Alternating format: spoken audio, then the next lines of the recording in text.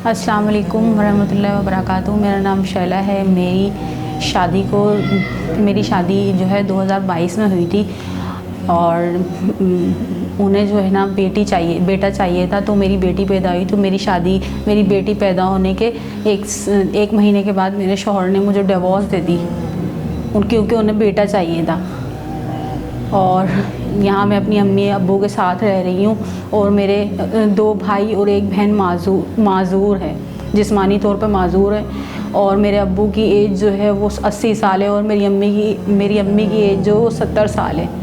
पहले जो है हमारे हालात बहुत अच्छे थे और अब जो है हमारे हालात बहुत ख़राब हो गए हैं। पहले हमारे रिश्तेदार हमारी हेल्प कर दिया करते थे, अब वो आके पूछते भी नहीं हैं, वो देखते भी नहीं हैं। बहुत मजबूर है हम लोग अपने भाई की वजह से, बहनों की वजह से।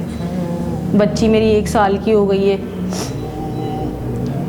और बस बहुत मुश्किल से गुजारा हो रहा है। अम्मी बताती हैं हमारे इतने अच्छे हालात थे कि हमारे ना घर के अंदर 2-2 3-3 महीने तक हमारी खालाएं रह के जाती थी।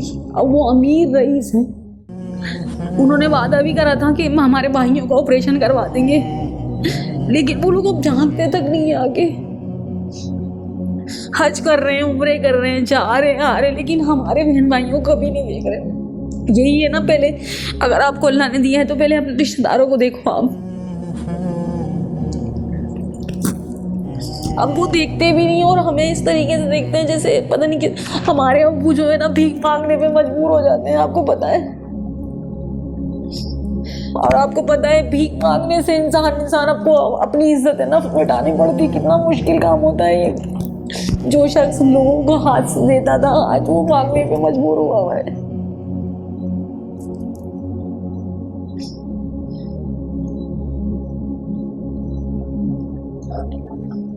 ऐसा भी नहीं है कि अमरीन को जो है ना कोई इसका इलाज करवा दिया जाए, ये अपने पैरों पे खड़ी हो जाए। लड़की ज़ात है, माँ बाप की ज़िंदगी का कोई भरोसा नहीं है।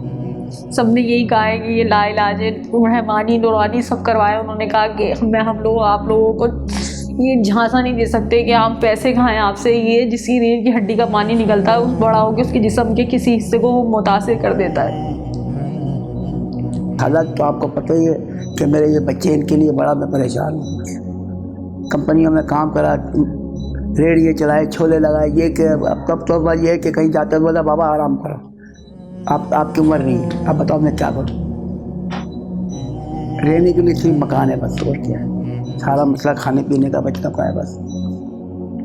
पहले हमारे ख़ानदान वाले हमारी मदद करते, अब तो पूछने के भी नहीं आते, डरते वाले कि हाई साहब के घर में खाना खाया नहीं खाया बच्चे ने। अब तो मेरे घर में आते और डरते हैं कि यार हाई साहब के घर जाएंगे तो हमारे को देना पड़ेगा। वैसे आना जाना छोड़ दिया है। 3 टाइम की वजह 2 टाइम का ले, 1 रोटी खा लेते और क्या है। एक सुबह खा लेते, एक शाम को खा लेते। वो जिना अस्पताल में गए थे और उसने बोला दिमाग का ऑपरेशन होगा। हाथ की उंगली ना बिल्कुल ऐसे टेढ़ नहीं है, खाना भी नहीं खाया जा सकता। और जो बाथरूम जाता हूँ बैठ के जाता हूँ। बचपन में सही था, किसी बड़ा होते का ना तो पहले दिमाग में चक्कर आ गए। नुसरत ट्रस्ट वाले मेरे घर में तस्वीर लेके आए, इनका मैं शुक्रिया अदा करता हूँ। मेरी अपील है कि आप नुसरत ट्रस्ट वालों की मदद करें और ये हमारी खिदमत करें। और इन्होंने पहले भी हमारा बड़ा ख्याल करा और अभी भी ख्याल रखा है। अल्लाह से दुआ कि अल्लाह ताला नुसरत ट्रस्ट को जिंदगी सारी चीज़ों को ये अल्लाह को और दे।